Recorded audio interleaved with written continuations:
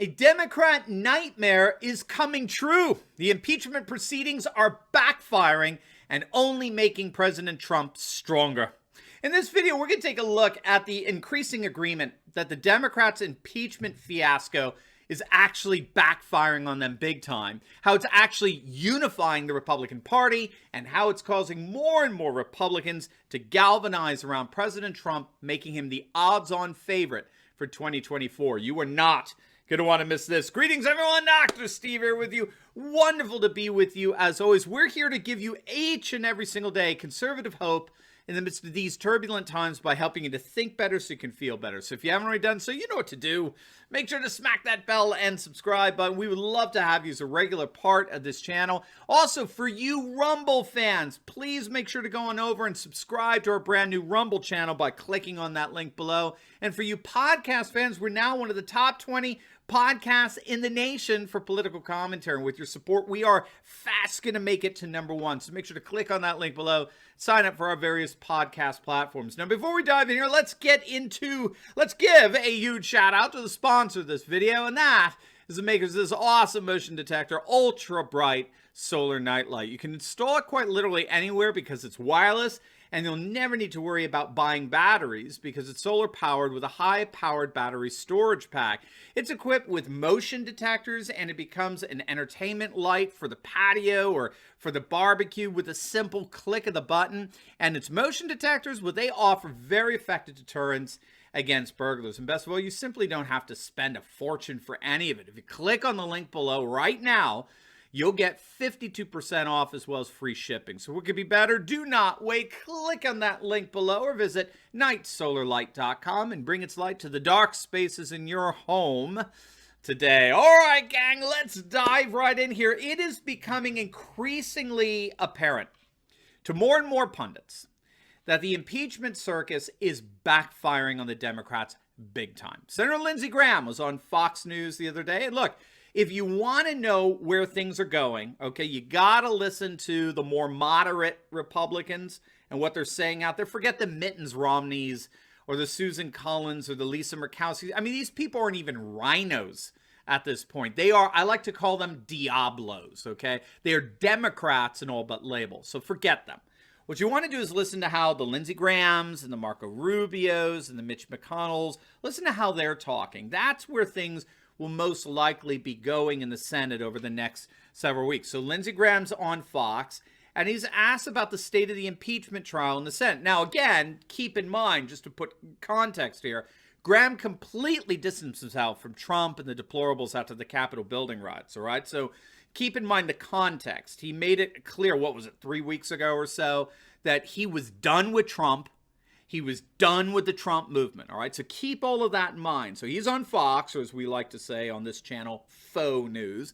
Senator Graham revealed that many Senate Democrats are souring on the effort pushed by House Speaker Nancy Pelosi because they know there will be significant political ramifications. According to Graham, quote, "There's more than a handful of Democrats praying that Biden will get on the phone and call Senate Democrat leader Chuck Schumer and say it's over because they understand this is going to blow up in their face politically," close quote. That's what he's hearing from his fellow Democrats. He reiterated the Republican Party is largely united against the impeachment effort and that he had never felt better about the Republican Senate conference being united behind the idea that what the House did was wrong in terms of process. Now, we saw this in real time just 2 days ago. We did a video live stream on this reporting on the 45 Republican senators who voted in favor of a motion introduced by Senator Rand Paul to dismiss the impeachment article against President Trump on the grounds that the impeachment article was blatantly unconstitutional, which it clearly is. By definition,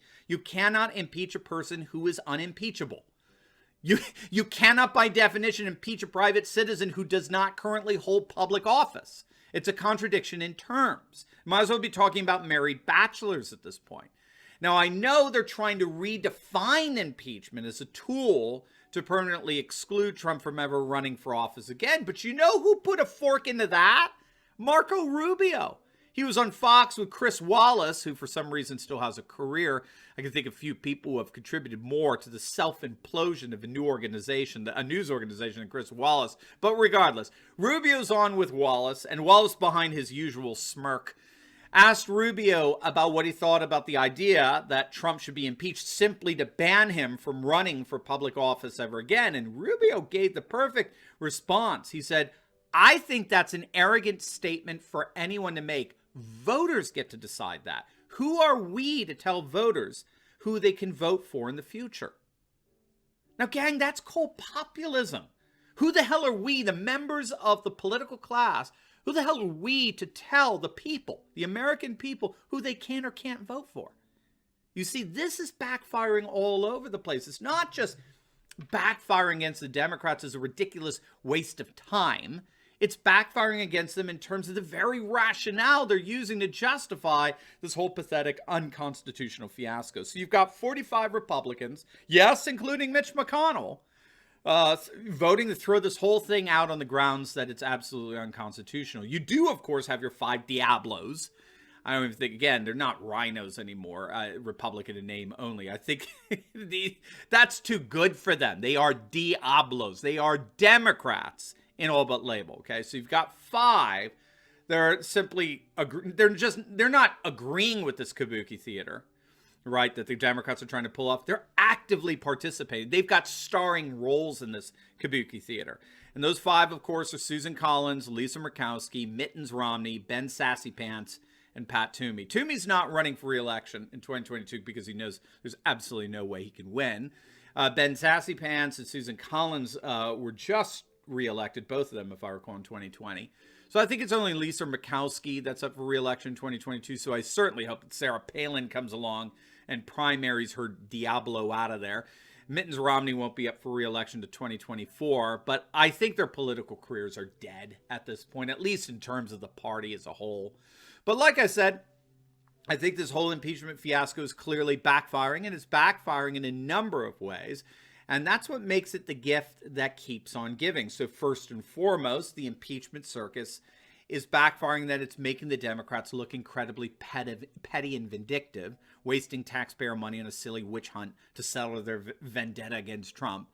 While the left-wing activists disguised as journalists in the mainstream media are once again cheerleading the impeachment efforts, more sober-minded and far more accurate pollsters see this as a political disaster for the Democrats. Rasmussen is reporting that their survey of 1,000 likely voters found that 57% believe that the Trump impeachment will only further divide America. Nearly 60% of voters think this is a bad idea and it's only going to further erode our nation.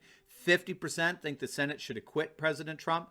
45% want them to convict, which of course is a moot point at this point, right? With 45 Republican senators voting to throw out the impeachment article, I'm sorry, you're not going to get anywhere near the magic number of 17 Republican defectors to vote to convict the president. It's just not going to happen. You'll get your 5 and that's it.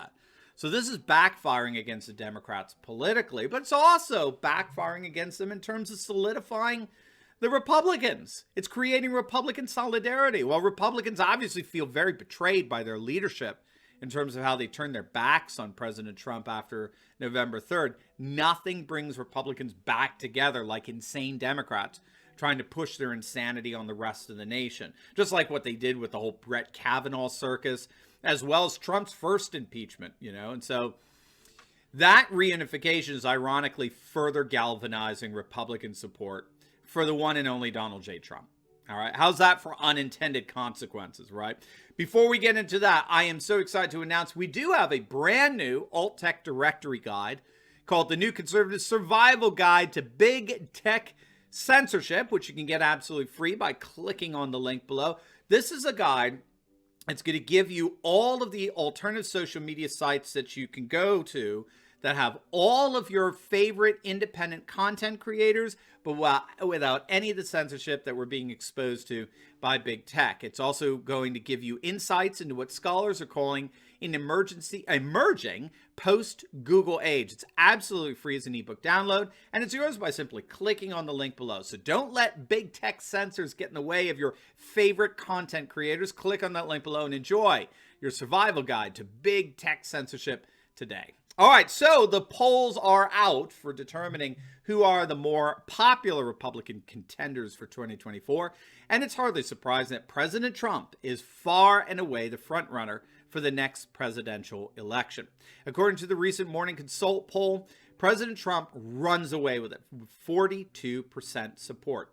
Interestingly, in second place, Mike Pence with 16%. I'm very surprised at that. I would have thought his role in certifying the election results was going to sink any hopes at a political future. And of course, the others are rather predictable. Ted Cruz, Donald Trump Jr., Rand Paul. I kid you not now, the Morning Consult poll actually found 6% support for Mitt Romney. I mean, freaking 6% support for Mittens, which means that the support for Trump is probably more like 50% at this point. Regardless, pundits are widely agreeing that Trump's support is rising in the party. The Hill is reporting that Trump's approval among Republicans dropped 12 points after the Capitol building riots, but now 50% of Republican voters polled said that they want Trump playing a major role in the party, which is an increase of 9 percentage points since that 12-point drop, all but making up for it. 81% of Republicans still have a very positive view of President Trump, a very high approval rating for any politician. In fact, we'll put any one of these senators up against that 81%. So it seems rather clear that the Republicans are not only becoming more and more unified as a result of the threats posed by Democrats, but they are indeed more and more galvanizing around President Trump, which means that in the end, far from getting rid of President Trump, the Democrats seem to be ultimately only guaranteeing their own demise. Now, before you go, make sure to like this video, comment down below, and subscribe to my channel. You'll definitely want to check out my last video I just uploaded on how a populist stock market revolt wiped out $12 billion from globalist elites, all as nations rebelling against big tech. It's you're not going to want to miss that. So make sure to click on the link, and I will see you over there. God bless.